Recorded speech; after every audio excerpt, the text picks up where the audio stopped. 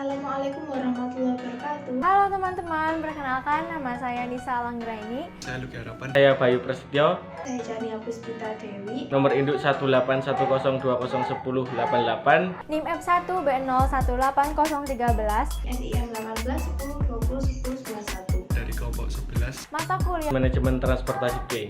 Di sini kelompok kami mengambil tema Rekayasa transportasi untuk mengatasi masalah di perkotaan. studi kasus kelompok kami. Bertempat di Kota Purwokerto. Jawa Tengah. Langsung saja yuk. Yuk nonton videonya. Purwokerto merupakan kecamatan sekaligus ibu kota Kabupaten Banyumas, Jawa Tengah. Terletak di selatan Gunung Slamet, Purwokerto memiliki tanah yang subur dan pemandangan alam yang indah. Tak heran jika tempat wisata di Purwokerto didominasi oleh wisata alam. Daya tarik perkotaan sebagai penyedia fasilitas sosial, bisnis, dan budaya yang membuka peluang ekonomi melahirkan urbanisasi.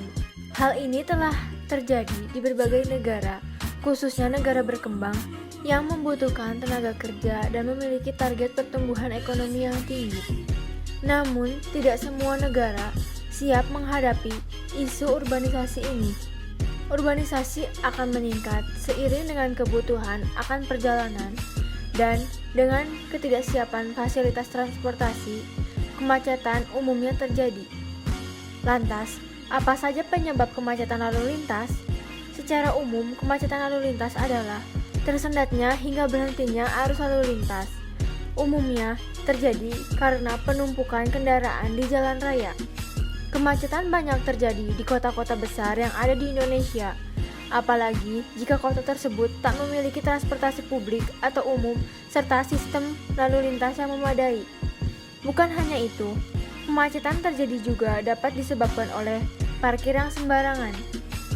Biasanya, kemacetan terjadi di daerah-daerah yang dekat dengan fasilitas umum, seperti sekolah, pasar, terminal bus, stasiun kereta api, persimpangan kereta api, hingga lampu merah. Dan juga terjadi bencana seperti banjir, kecelakaan, atau yang lainnya juga dapat menjadi salah satu masalah terjadinya kemacetan di sekitar area yang terdampak. Pada kesempatan kali ini, kita akan membahas studi kasus contoh kemacetan yang ada di Purwokerto. Beberapa jalan di Purwokerto sering mengalami kemacetan lalu lintas yang diakibatkan oleh jalan raya yang sempit dan adanya mobil yang parkir di badan jalan. Parkir sembarangan ini menjadi problem krusial yang tak tertuntaskan. Jalan raya yang awalnya berfungsi untuk dua mobil, akibat adanya parkir sembarangan menjadi hanya satu mobil yang dapat melaju dan mengakibatkan penumpukan mobil dan motor di jalan tersebut. Banyak pengguna jalan yang belum tertib mematuhi peraturan, sehingga mengganggu kelancaran lalu lintas yang dapat menyebabkan kemacetan lalu lintas. Adanya persimpangan jalan yang tidak dikendalikan dengan lampu lalu lintas atau traffic light juga mengakibatkan kemacetan lalu lintas. Kemacetan lalu lintas yang terjadi dapat membuat kita mengalami berbagai kerugian, salah satunya yakni rugi waktu karena kita akan berjalan dengan kecepatan yang sangat rendah.